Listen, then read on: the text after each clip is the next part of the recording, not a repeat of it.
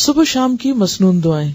जो शख्स सुबह शाम 100 मरतबा सुभान अल्लाह व बिहम्दिही पढ़े, यानी सिर्फ इतना, तो अल्लाह ताला उसके तमाम गुनाह माफ फरमा देंगे, अगरचे समुंदर की झाग के बराबर हो।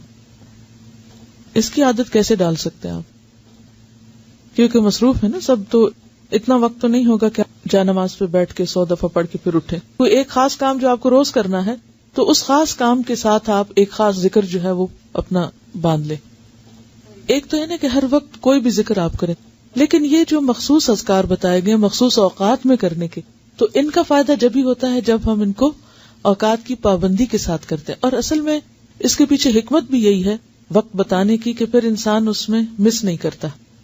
सुबह हुई, अल्लाह की याद आई, और सुन्नत के मुताबिक जो आप सल्लल्लाहु अलैहि वसल्लम ने बताया वो जिक्र करना। वैसे तो आप कोई भी कर सकते हैं, हर जिक्र में फायदा है, लेकिन आपके नक्शे कदम पे चलना,